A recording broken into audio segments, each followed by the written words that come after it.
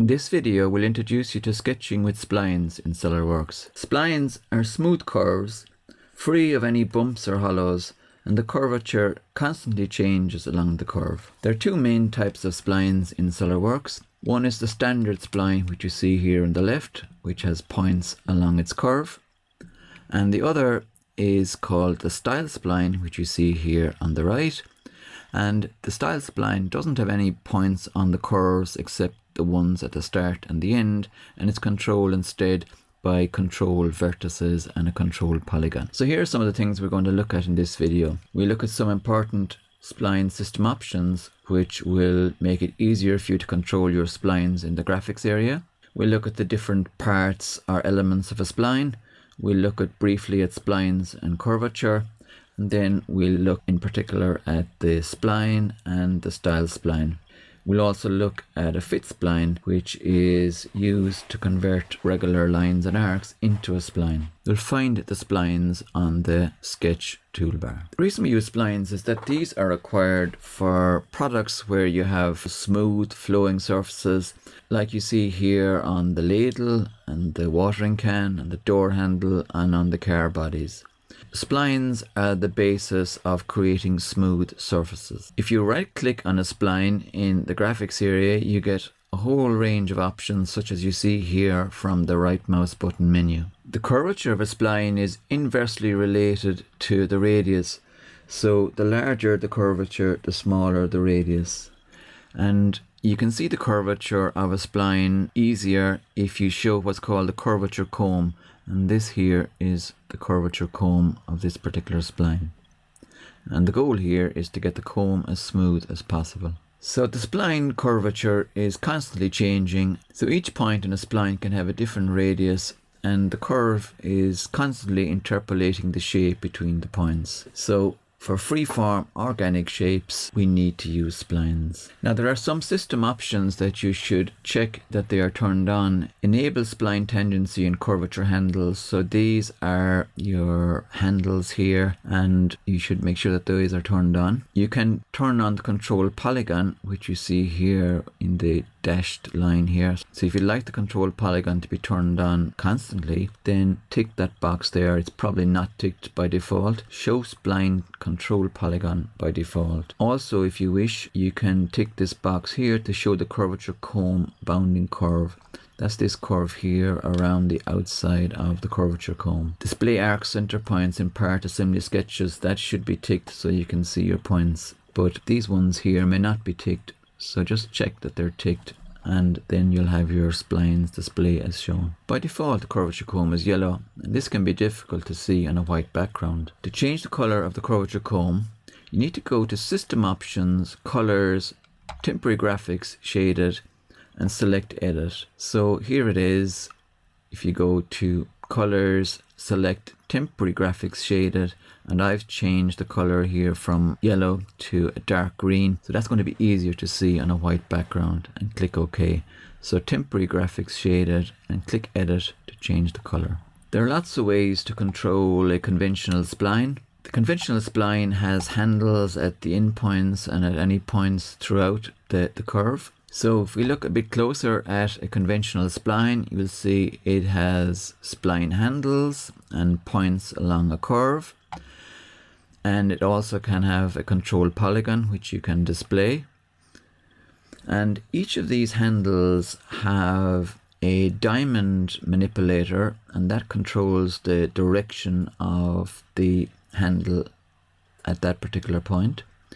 You also have a magnitude handle, which is the arrow. And if you want to control both the direction and the magnitude together, you drag the dot. And we'll see this later in SolidWorks. If you turn on the curvature comb on an arc, you'll see that the curvature comb is the same throughout. It doesn't change. Whereas the curvature comb on a spline will vary. So here are some of the aspects that we can control in a conventional spline. Now the curvature combs are very useful in showing how your curves relate to one another. So here I have a spline and an arc meeting, but it's just contact, and we can see that here from the gap between the respective curvature combs. So this is called C0 continuity. Now if we add tangency between the spline and the arc, we'll see that the curvature combs are collinear at that particular point there. There's no gap, but they are different lengths. If we then increase the curvature and add what's called C2 curvature or curvature continuity here to the tangent, then we can see that the curvature combs not alone line up, but they share the same length of curvature comb at the point. So the change there is more gradual. You have a gradual change from one curve to the other. Beyond C2 curvature, you have C3 curvature, which is the smoothest connection. Now this is just a regular 2-point spline, and you know, a 2-point spline is the smoothest curvature you can get. So the smoother your spline, the smoother your surfaces will be. The smoothest spline is a 2-point spline, and you see here very smooth curvature comb with this 2-point spline. And here we have a similar curve made up of 5 spline points. You can see there that the curvature comb is not as smooth, so less is more with splines. The conventional spline is mathematically a B-spline or basis spline, whereas the styled spline is based on the Bernstein polynomial, and a Bezier curve is an example of this, and it's a single span curve. A good way to start controlling splines is to create J and S-shaped curves. The styled spline will give a smoother surface than a conventional spline because it only has the start and end points, and instead the curve is controlled with what are called control vertices, so it's easier to add symmetry and to control the spline because it's always smooth. The more control points you have in a style spline, the more complex the shape you can create. Here we have a style spline with 5 control vertices, and this is considered to have a curve degree of 4, which is 1 less than the number of control vertices that you have. So the degree of the curve is always 1 less than the number of control vertices. A style spline can be fully defined by dimensioning the vertices, and you can also dimension between the vertices. So we can dimension our control polygon and we can dimension between the vertices. Here we have a style spline bridging between an arc and a line, and the spline is fully defined using dimensions. Now there are lots of spline tools, and one that's very useful is called the fit spline. And the fit spline can be used to convert lines and tangent arcs into splines. So here we have used the fit spline to convert a line and 2 tangent arcs into a spline. So after we use the fit spline on the geometry, we now no longer have these tangency points between the arcs and between the arc and the line. And the result of that is that if this spline were to be used to create a surface, we wouldn't get any hard edges where the surfaces meet. And this is important for product aesthetics.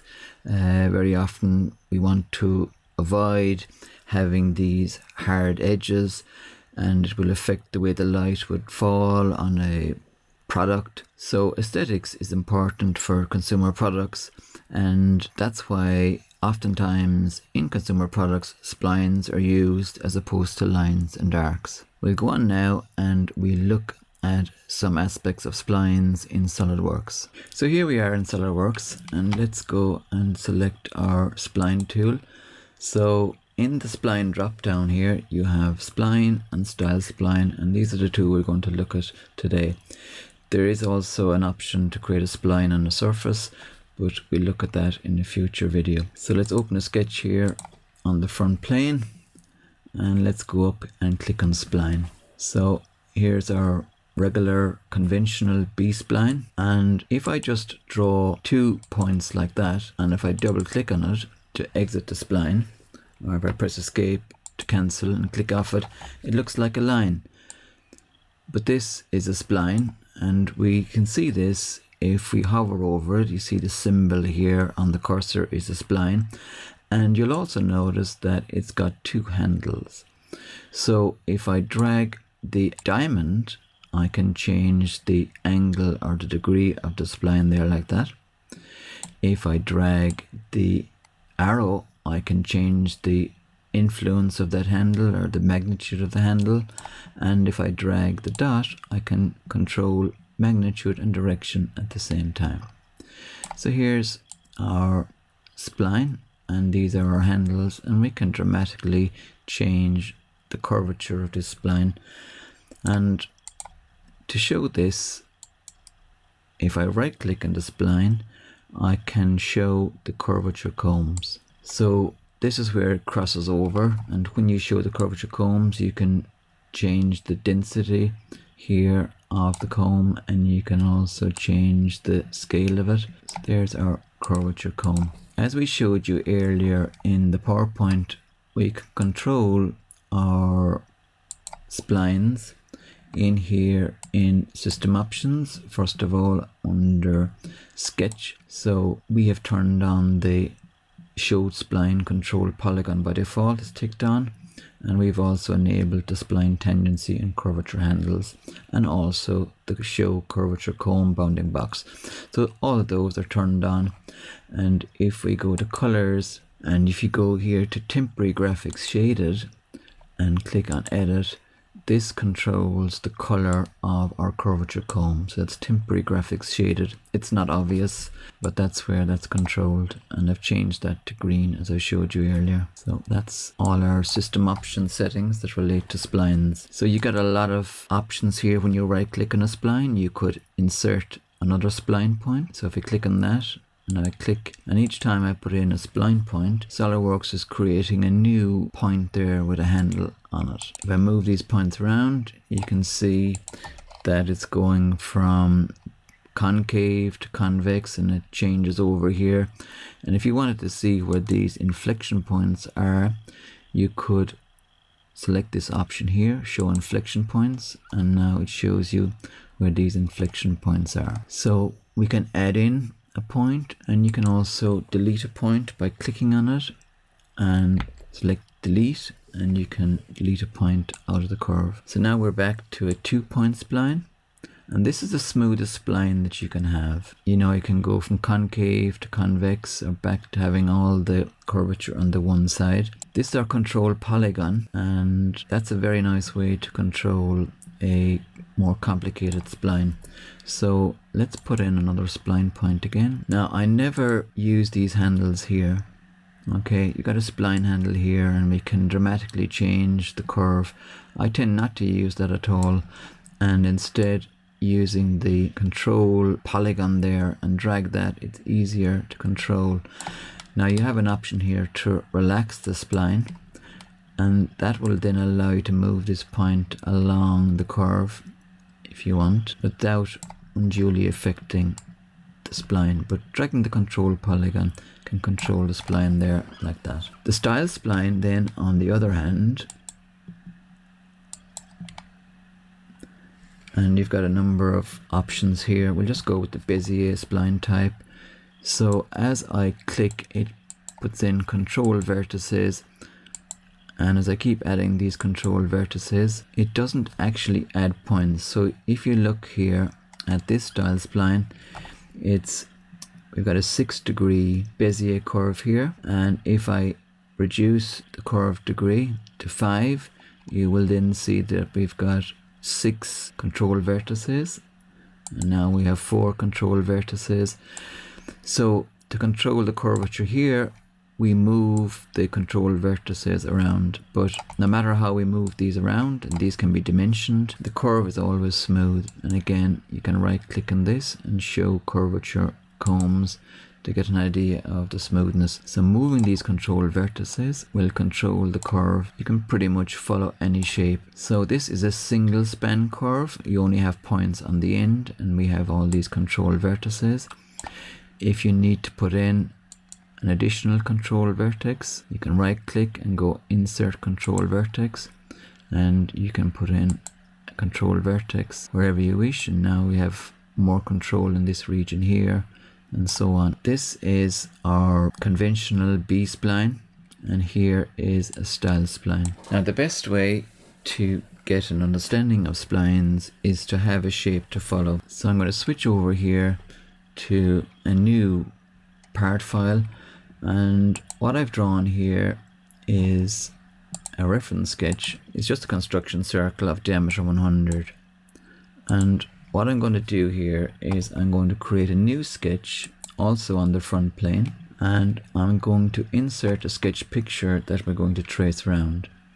So to do this, we go Tools, Sketch Tools, Sketch Picture. So I'm going to select a picture here of image of a heart and click open. Now when I bring this image in, it's quite large, and that's the reason I've drawn the circle here beforehand, to give me an idea of the size of the image. So when you bring in an image into SolidWorks, you have the Enable Scale tool ticked on, which is this blue handle here, and if I click on the top of it and just drag it up somewhere here, and I'm going to click the bottom of it and drag it down vertically, and this here will then auto scale this image for me.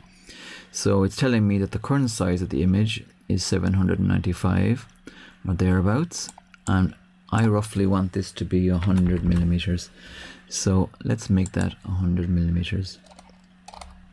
So this will scale the image roughly. I'm just going to drag it over here. I'm just going to scale this by eye. You can turn off the scale tool and you can just drag this and move it about. So I just want to fit that roughly in there on the circle. You can move it using the properties here. For our purposes here, we're just going to move this by eye. Now this image that we've brought in, you've got a number of options here. You can change the transparency of the image just to lighten it a little bit if you want. So using the dropper here, I'm going to click on the gray area there. So that's the color that I want to get rid of. So it's got rid of that there for me. So this is my sketch picture. I'm going to go back in and edit the reference sketch here, and I'm just going to put a center line on this.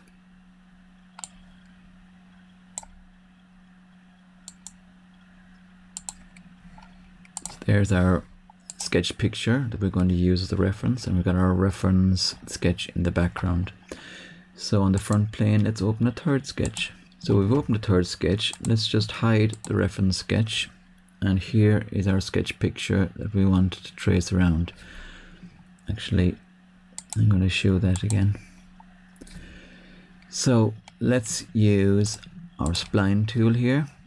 So click on the center line, and I'm just going to click the peak there. I'm going to click somewhere. I can reference the circle if I want. And just roughly, I'm just going to click the in point there, and double click or press escape, and there's your spline. Now if you click on the spline, you can see that the control polygon is here. Now the only handles that I would ever move are the ones at the ends. Don't move the other handles. So I'll just get that roughly there. After that, I would tend to use the control polygon. So using the control polygon, it's much easier to get a smooth spline very quickly. If you use the relax spline option, that would allow you to move points around on the actual curve of these points here, but I tend not to do that too much either.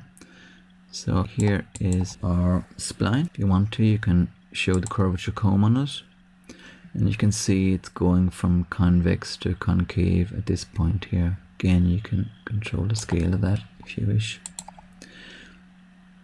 Let's turn that off.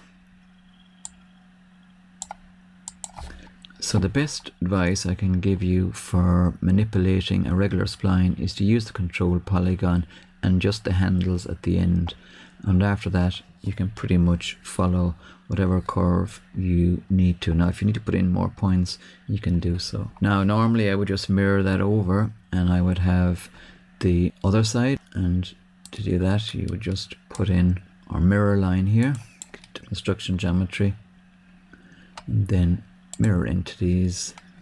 We want to mirror the spline about the center line. And there's our geometry. Now I'm going to exit out of this sketch. I'm going to hide my sketch picture, and the sketch picture is absorbed in this sketch here. So let's hide the sketch. That will hide the picture. Now I don't actually want to use this spline here to create our feature. What I would advise you to do is create another sketch on the front plane. So this is a fourth sketch on the front plane, and what we'll do here is we'll control select our two splines, and I'll use convert entities. So now you have what you would normally have when you're sketching is black and fully defined geometry. So let's extrude this.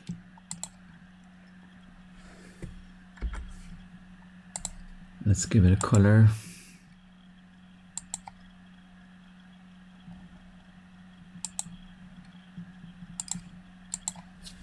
Here is our geometry. Let's hide the reference sketch as well. This is our spline, and our spline remains at the top of the tree. So if I need to go back and modify this, I can do so by going in and editing this sketch here.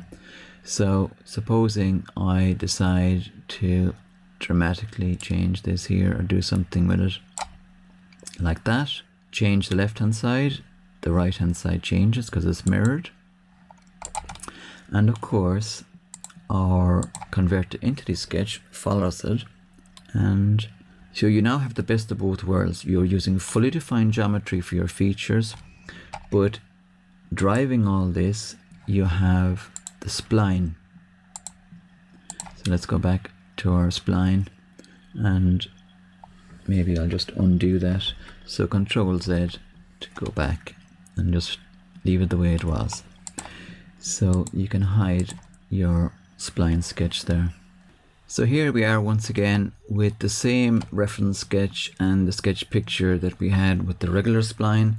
Begin by opening up a new sketch on the front plane. Let's select Style Spline. We'll just go with the Bezier spline type, and I'll start by clicking somewhere up here on the center line, and with this, as I drag, what we're putting in here are control vertices, and double click to create your style spline. Now the thing about a style spline is, as we've said before, it's a single span. There are no points on this, but we can move it around by dragging these control vertices. So as I drag those there, it begins to take shape like so. So sometimes you have to go inside and outside, and you can very quickly get a smooth curve there that follows your geometry. If you don't have sufficient points, you can always right click and go insert control vertex, and you could drop in another control vertex.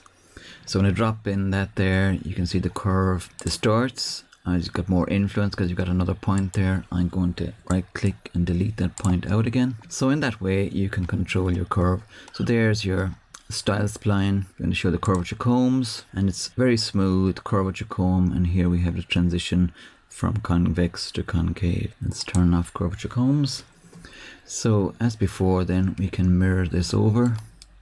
Let's draw a center line. So we'll mirror our style spline about our center line, and here's our sketch finished. Let's exit this sketch.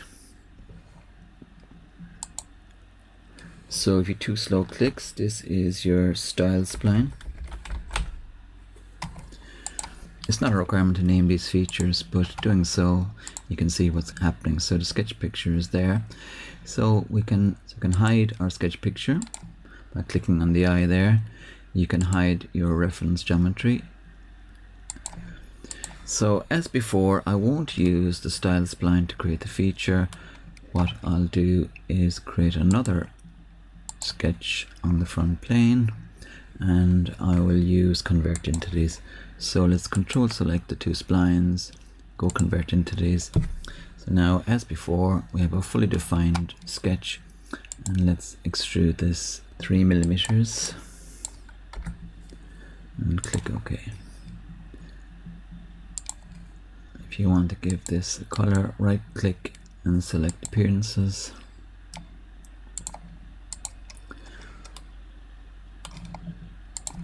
If you want to hide all your sketches together, you can go up here and go view, hide all types, and here's our finished. So there you have it, that's the style spline. I'm just very briefly now going to show you the fit spline. So here's our geometry, it's a line and two tangent arcs, and we want to make this into a spline. So I can either get this here on my spline tools, which I've added here to the command manager, and there's fit spline. You can also find it on the tools pull down menu. So if you go tools, spline tools, fit spline.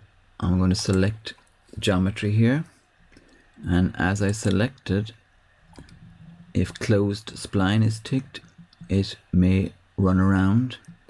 So I'm going to select delete geometry and click OK.